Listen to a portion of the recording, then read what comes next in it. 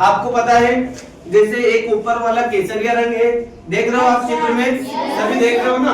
पहला कौन सा रंग है ये ऊपर वाला? केसरिया। बीच में कौन सा है? सफेद। और नीचे वाला कौन सा है? इसी यही तीन रंग है। लेकिन एक रंग क्यों बताते हैं कि इस ध्वज के अंदर, इस तिरंगे के अंदर ये बीच में एक गोल बना हुआ है जिसमें 24 आरे होते हैं, इसलिए इसको अलग कहते हैं। इन तीनों रंगों में हमारी एकता की कहानी लिखी है। केसरिया रंग जो है बलिदान का प्रतीक है। क्या है केसरिया रंग? किसका प्रतीक है? बलिदान का प्रतीक है।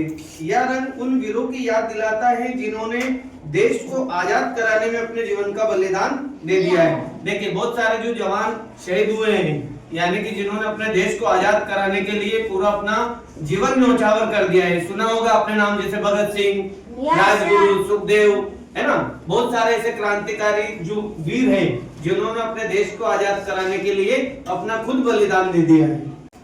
इसके बाद तिरंगे में दूसरा रंग कौन सा है?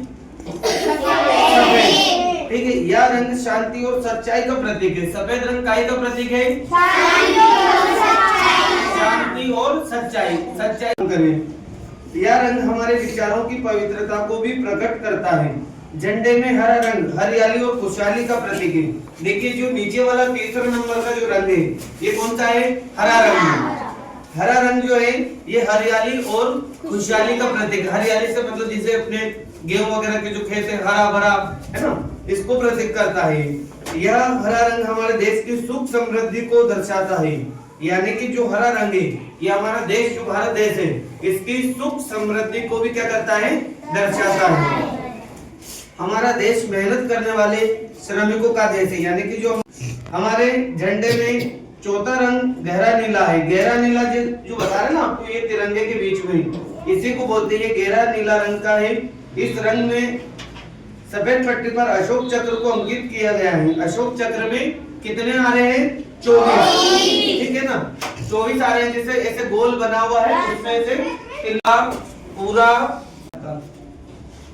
यह भारत की गति तथा प्रगति का प्रतीक है। इसमें भरा नीला रंग हमारी उन्नति की सीमा को दर्शाता है। ये एक और इसके नीचे जो पॉइंट है आप देख रहे हैं, हमारा तिरंगा अंतरिक्ष में भी जा चुका है। ठीक है, अंतरिक्ष में कब गया था? ये 26 जुलाई 1971 में जब अपोलो 15 अंतरिक्ष में भेजा गया था, उसमें अमेरिका व अन्य देशों के ध्वजों के साथ भारत का तिरंगा भी शामिल था। समझ रहे हैं? yes. भारत का तिरंगा यानी कि 15 देशों के जो तिरंगे हैं उनको अंतरिक्ष में भेजा था 1971 में। उस समय हमारे भारत का तिरंगा भी अंतरिक्ष में गया था। इसके पश्चात अप्रैल 1984 में यह भारत के राकेश शर्मा के अंतरिक्ष सूट पर टांग कर गया था। 1984 में अंतरिक्ष यान में कौन गया था? राकेश शर्मा, भारत के रहने वाले थे। तो ये जब गए थे तो इनको भी ऐसे तिरंगा पूरा पहनाकर भेज दिया था, लपेटकर सूट पर। अब भारत द्वारा अंतरिक्ष में भेजे गए चंद्रयान में भी सवार होकर तिरंगे ने अंतरिक्ष को छुआ है। वैसे तो सरकारी इमारतों, भवनों तथा अन्य अवसरों पर सूती खादी के बने झंडों का ही प्रयोग किया जाता है। जैसे आप लोग देख रहे हैं 15 अगस्त है, 26 जनवरी है, तो सरकारी इमारत जितनी भी है ना, जैसे हमारा विधानसभा भवन हो गया, या गांव के स्कूल हो गए, या जनपद हो गई, है ना, या जैसे मान लो दिल्ली में अपने लाल किला हो गया, संसद भवन हो गया, ऐसे सरकारी जितने भी जो सरकारी भवन है, बड़ी बड़ी बिल्डिंगे हैं, वहां पर भी झंडे फहराए जाते हैं। ऐसे ही अपना जो स्कूल है, अपन भी झंडा फहराते हैं, फहराते नहीं फहराते हैं।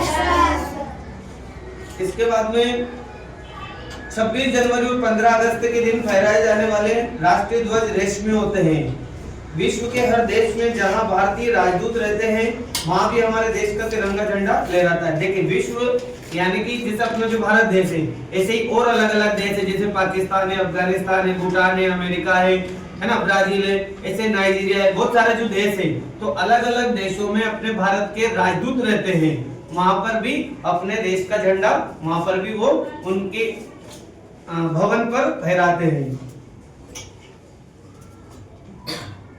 यह झंडा हमारी स्वतंत्रता और सम्मान का प्रतीक है, इसमें हमें इसका आदर करना चाहिए। झंडे को फहराते और उतारते समय इस बात का विशेष ध्यान रखना चाहिए कि यह भूमि को स्पर्श न करे। देखिए क्या होता है, तिरंगा अपना सम्मान का प्रतीक है, सम्मान है, इसका आदर हम करते हैं। तो कहीं एक तो तिरंगे को अपने को गिराना नहीं है, समझ रहे ना आप लोग। जैसे बहुत सारे बच्चे तिरंगे को फेंक देते हैं, तो फेंकना नहीं उसको जमीन पर भी नहीं टिकना चाहिए, ऐसा उसका हम सम्मान करें उसको। झंडा फहराते समय किसी चीज से ढका हुआ नहीं होना चाहिए तथा इसे कभी भी उल्टा नहीं पकड़ना चाहिए। राष्ट्रीय ध्वज देश के गौरव का प्रतीक होता है, इसकी गरिमा को बनाए रखना देश के प्रत्येक नागरिक का कर्तव्य है। यानी कि हर नागरिक का कर्तव्य है कि जो अपना तिरंगा है उसे ना तो उल्टा पकड़े, जो सीधा है वैसे ही आप उसको पकड़े और ना ही जमीन पर उसको गिराएं, उसका सम्मान करें। ठीक है, समझ में आया सभी को? Yes sir. ठीक है, अब